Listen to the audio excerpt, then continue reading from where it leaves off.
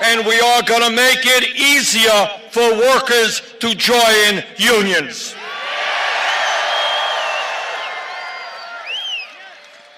Today, we say to the American people that we will rebuild our crumbling infrastructure. Showing that in December, construction spending dropped by 0.6%. Not a huge number, but it's 3 times what economists were expecting. Do you read anything into this?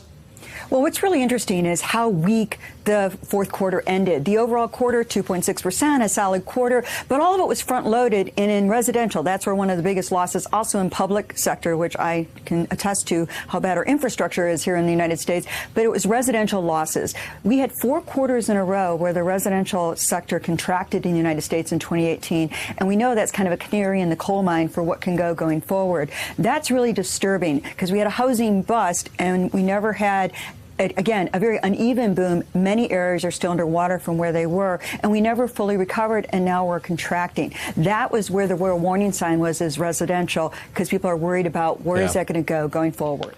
Our roads and our bridges and our rail system, our water systems, our wastewater plants, and our airports. And when we do that, we're going to create up to 13 million decent-paying jobs.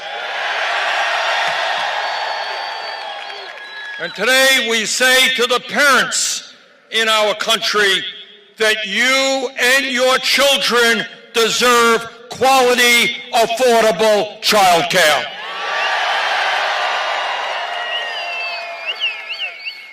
And today, here at Brooklyn College, we say to young people all over this country, we want you to get the best education you can, regardless of your income. Good jobs require a good education. And that is why we are going to make public colleges and universities tuition-free.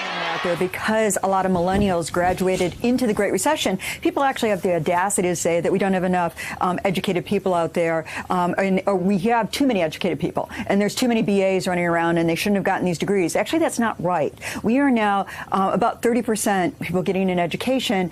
That is lower than our international counterparts, and all of the increase in educational attainment since the 1950s has come from women getting more degrees, but of course they're being discouraged into going into the very areas that pay the most and need the most with any kind of mathematical background. There's a whole body of economic research on this, how they're being systemically discouraged from that. And so we aren't training enough people. We also aren't educating enough people. And we're really losing ground relative to our peers the world over. It's why we need well-educated immigrants that are willing to come here. But it also speaks to the fact that we do no longer, if you're poor and the smartest in a poor area, your chance of going to college now is much less than it was several decades ago and even a decade ago than if you're the dumbest kid in a rich area. You know, interesting.